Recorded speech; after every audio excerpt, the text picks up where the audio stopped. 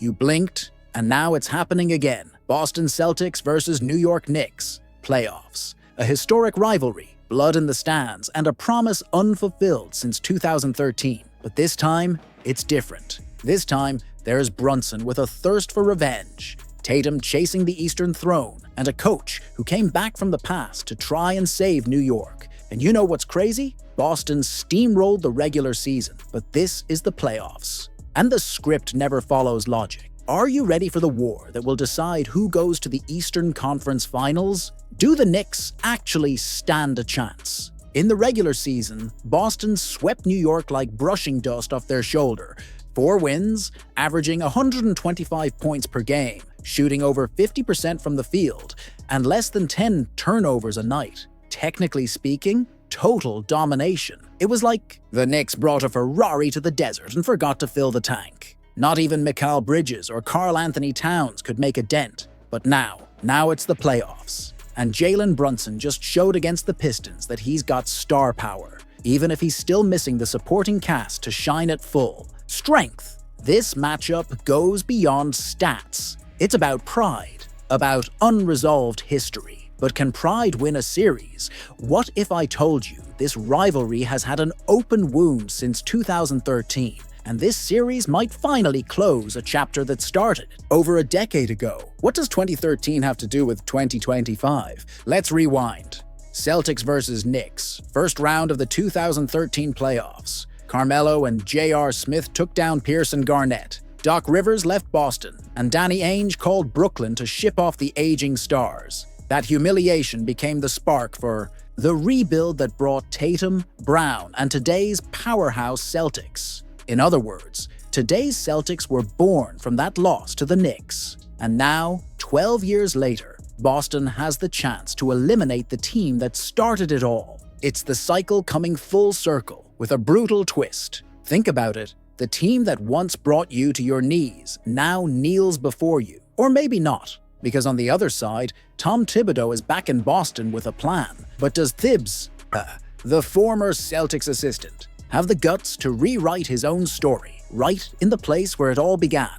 Could Tom Thibodeau be the perfect villain? Thibodeau coached in Boston alongside Doc Rivers. He saw the big three rise and fall. After that, he led teams in Chicago and Minnesota. And now he's back as the head coach of the Knicks. Coincidence? Maybe. But in Boston, nothing happens by chance. The Knicks coach knows the TD Garden inside out. He knows where the crowd applies pressure, where the team stumbles, and where it hurts the most. But is that enough to stop a Celtics squad with home court, full health, and sky-high morale? Don't forget, Boston took care of Orlando in 5 games and got their rest, while New York had to grind past the Pistons, and Spike Lee might celebrate from the sidelines. But on the court, no one's smiling for him. But what if the real protagonist of this story isn't Thibs, or Tatum, or Brunson, but someone who hasn't even stepped into the spotlight yet? Who could be the unlikely hero of this series? Every epic has a twist.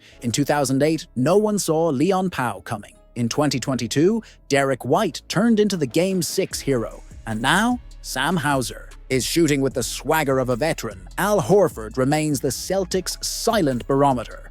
And Drew Holiday has a shot to silence the critics since his Milwaukee exit. On New York's side, Josh Hart might be the soul of their defense. And Dante DiVincenzo, yes, him, carries that spark of madness that could turn into a wildfire. You can't predict the ending, but one thing is clear. The spotlight is on the stars. Yet the one who decides this series might still be lurking in the shadows. So that's it. Celtics versus Knicks isn't just another series. It's a story full of unfinished business, crossing narratives, and old ghosts haunting the TD Garden. If you think you already know how this ends, be careful. The playoffs are cruel to the overconfident and generous to the bold. And now I want to know, who do you think will carry their team? Tatum? Brunson? Or will a new name write their own chapter in history? Drop your opinion in the comments, because this debate is just getting started. And in the next video, we dive into the Cold War that turned red hot.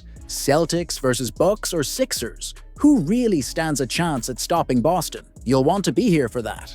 You might think you've already seen the best of the Celtics, but what if I told you This version of Boston is more dangerous than ever. Jason Tatum has turned into a machine. The team steamrolled the Magic, and still, they were tested. And when a strong team gets tested and responds with fire in its eyes, the NBA has a problem. A green problem. What's coming could be the start of a dynasty or the end of an era if it all goes wrong. And the question everyone's asking, can anyone stop the Boston Celtics this year? Is Boston actually better than last year? Sounds like a stretch, right? But the numbers and the context don't lie. The Celtics won 64 games last season. This year, a bit less. There were stumbles, questions, and plenty of people saying they had lost their spark. Then came the first round, and with all due respect to Orlando, they were just the warm-up, 5 games. And what looked easy was actually key. Boston got challenged, felt the pressure, even had to play without Tatum for a game, and still crushed it. This isn't just about talent, it's about resilience. When your worst is enough to knock out a good team, what happens when you play at your best? Spoiler, nobody's stopping you, and that best might be closer than it looks. And it has a name, a jersey number, and a score to settle. Has Tatum turned into an unstoppable monster? The game flipped. Literally. Remember last year's criticism? That Tatum passed too much, didn't close games, disappeared in clutch time? Forget all that. Against the Magic, he missed Game 2 with an injury and came back like it never happened. 3 straight 30-plus point games, closing the series with a 35-point 10-assist double-double. And we're not just talking stats. Only Larry Bird had ever done that in Celtics history. His answer came on the court. No tweets, no speeches. The MVP chants at TD Garden weren't just hype. They were fear. Fear of what comes next. And, speaking of what's next, whoever has to face Boston in the next round is in deep trouble, especially if they're coming from New York. Are the Knicks ready for this version of the Celtics? If New York ends up being the next opponent, history's already written a warning. Boston owned the Knicks in the regular season. 4 games, 4 wins, an average of 125 points per game, 50% shooting, and just 9 turnovers a night.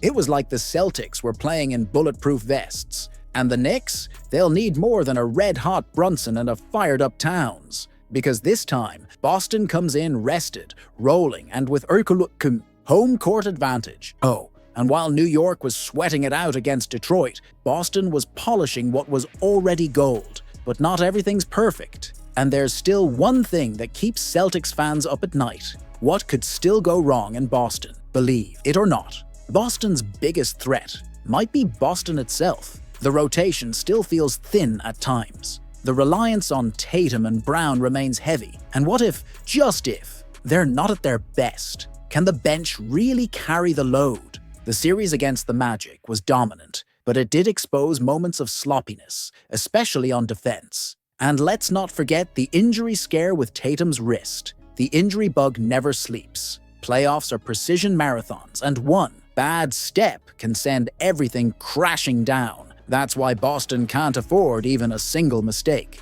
If this season is meant to be the crowning moment, every detail has to be perfect. The Boston Celtics made it clear. They're not here to play around. But the playoffs aren't about who starts strong. They're about who finishes perfect. Tatum is in MVP mode, the roster knows its role, and the message has been sent. Now the question is, does anyone have the guts and the game to stop this team? Or are we about to witness a historic season sealed with a banner in the Garden? Rafters, tell me in the comments, is this the year? Or is there still a team in the East that can silence Boston? And in the next video, we're breaking down the Celtics' secret weapon that no one's talking about. And it just might decide the entire postseason. Stay locked in, because the war is just getting started.